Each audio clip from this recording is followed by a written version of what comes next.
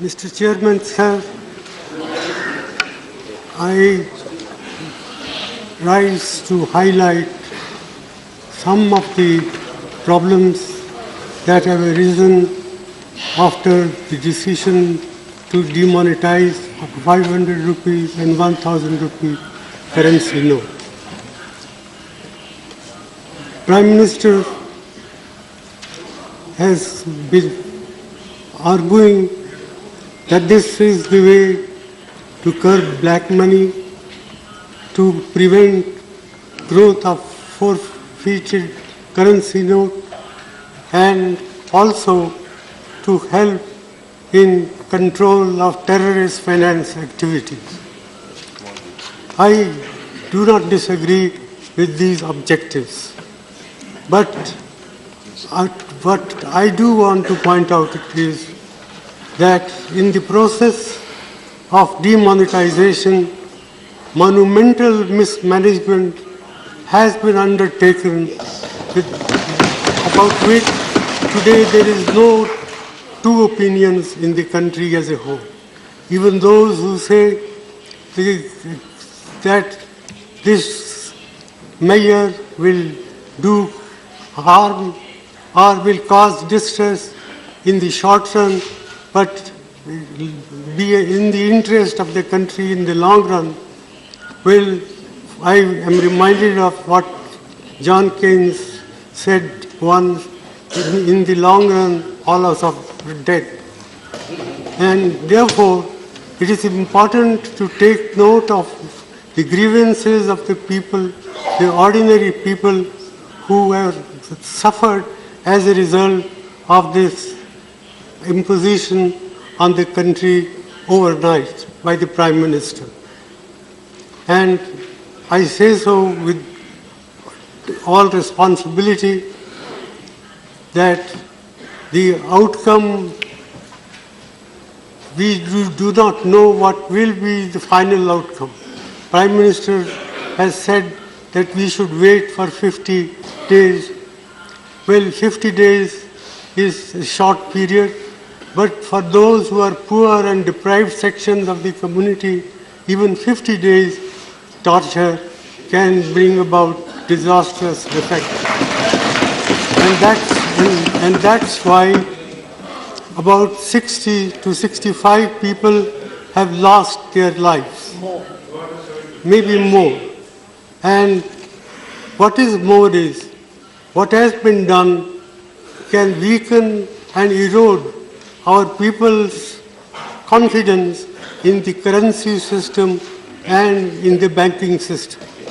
One, I would like to know from the Prime Minister the names of any countries he may think of where people have deposited their money in the banks, but they are not allowed to withdraw their money.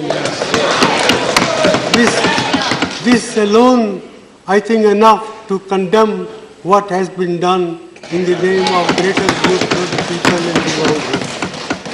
And, sir, I would further like to point out that, in my opinion, this scheme of monetization, the way it has been implemented, will hurt agricultural growth in our country, will hurt small industry, will hurt all those people who are in the informal sectors of the economy.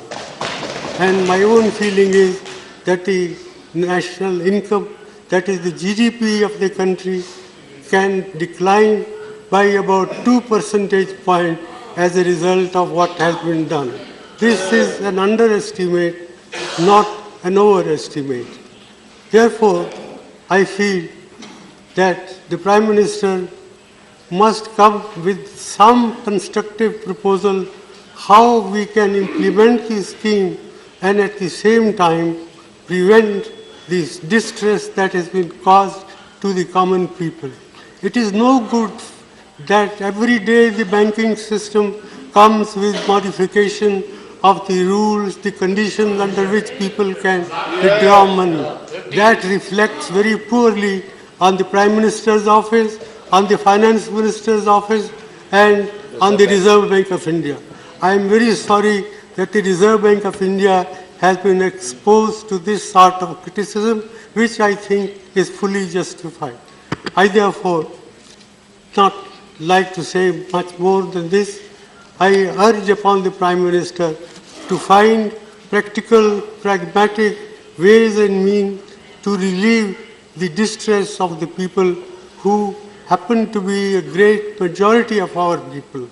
After all, 90% of our people work in the informal sector.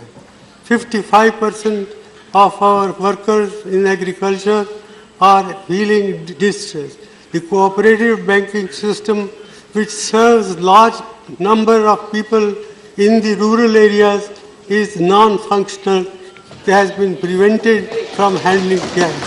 So, in all these measures convince me that the way the scheme has been implemented, it's a monumental management failure, and in fact, it is a case of organized loot and legalized plunder of the government.